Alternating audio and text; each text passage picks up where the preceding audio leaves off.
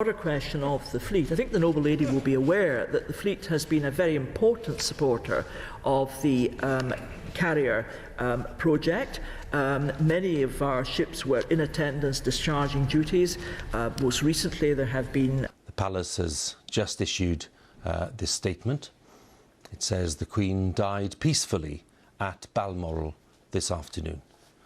The King and the Queen Consort will remain at Balmoral this evening and will return to London tomorrow.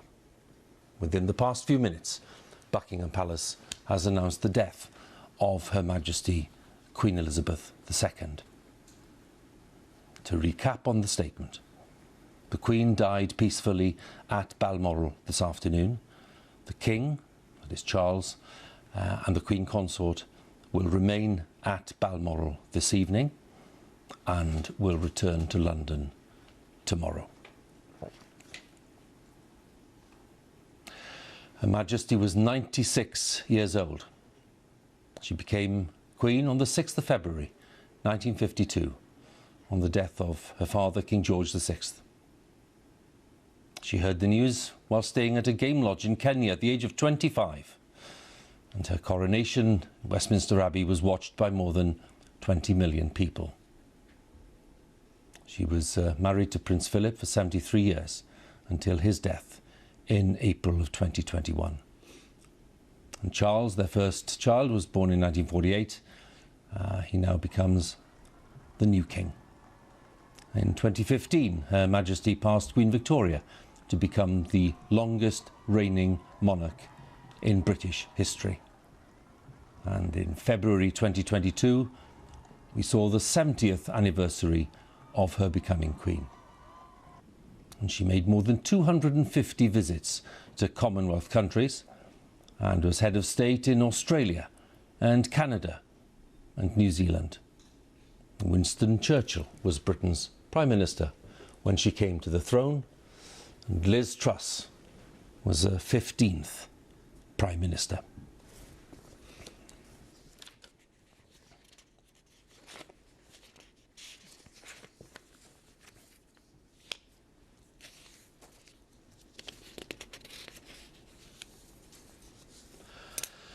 The BBC is interrupting its normal programmes to bring you an important announcement.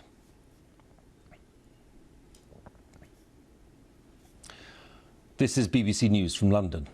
Buckingham Palace has announced the death of Her Majesty Queen Elizabeth II. In a statement, the Palace said the Queen died peacefully at Balmoral this afternoon. The King and the Queen Consort will remain at Balmoral this evening and will return to London tomorrow. BBC Television is broadcasting this special programme reporting the death of Her Majesty the Queen.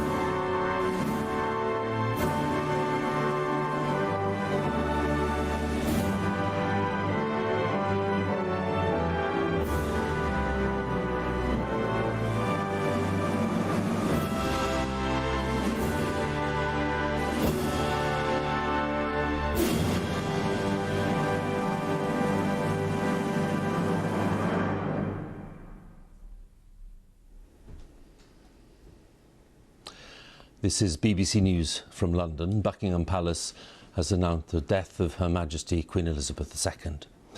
In a statement, the Palace said the Queen died peacefully at Balmoral this afternoon. The King and the Queen Consort will remain at Balmoral this evening and will return to London tomorrow. The death of Her Majesty brings to an end the longest reign in British history, spanning 8 decades of immense change. Throughout that time, Her Majesty was the one constant presence in public life, a head of state who personified stability and reassurance.